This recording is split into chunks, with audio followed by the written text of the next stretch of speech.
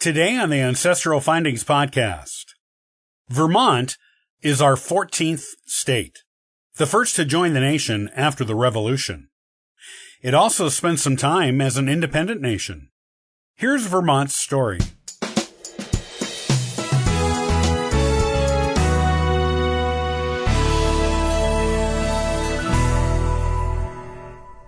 Vermont is our 14th state. It was the first state to join the Union after the American Revolution, and residents of Vermont fought for both the British and the Americans in that war. However, Vermont was not officially recognized as a state until after the war was over. For a brief period of time, it was the Vermont Republic, an independent nation. Here is the story. In the early 1700s, the royal governors of both New Hampshire and New York made grants of land to settlers in the area that later became Vermont. The king had to settle the matter of which colony had the right to be granted land claims in Vermont, as many of the claims from the two colonies overlapped. While the king ruled in favor of New York, the land that was to become Vermont continued to be popularly known as the New Hampshire Grants. Vermont hero Ethan Allen was the leader of a militia group called the Green Mountain Boys, and this group supported the right of New Hampshire to grant land in Vermont.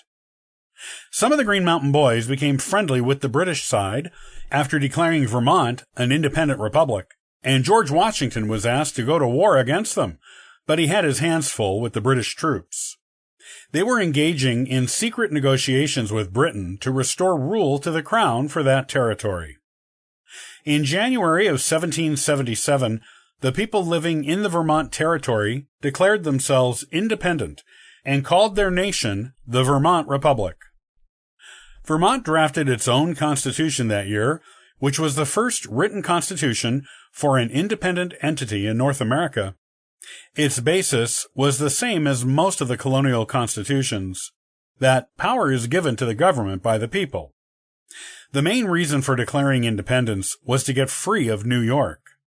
The people of Vermont believed they were sufficiently distinguished from the people of New York to consider themselves a separate nation.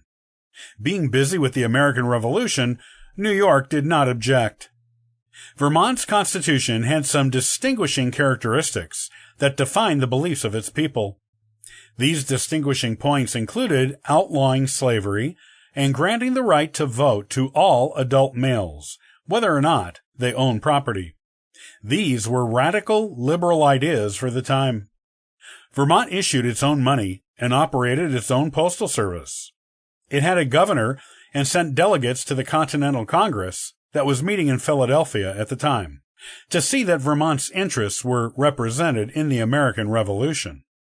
Vermonters intended from the start to eventually become a state, though it took a while for them to get that official recognition. They were laying the groundwork for it from the beginning, though. During the Revolution, Ethan Allen and some like-minded politicians approached British-controlled Quebec about joining that province. However, they were rebuffed pending the outcome of the war. The American victory made any allegiance of Vermont with British-controlled Quebec a moot point. After the war, Vermont applied to become a state.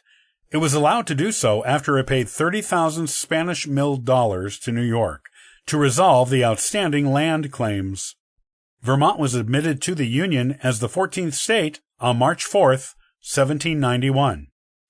It is the only state to be admitted to the Union with no conditions attached, and its state constitution is the same as its constitution as an independent republic, with just a few amendments added since then. Those who are looking for records of their Vermont ancestors should look in the archives of New York and New Hampshire for the pre-1777 period. Records from 1777 and after being kept in the Vermont State Archives and various other historical document repositories in Vermont. These records cover the period of independence as well as statehood and are very extensive and well organized.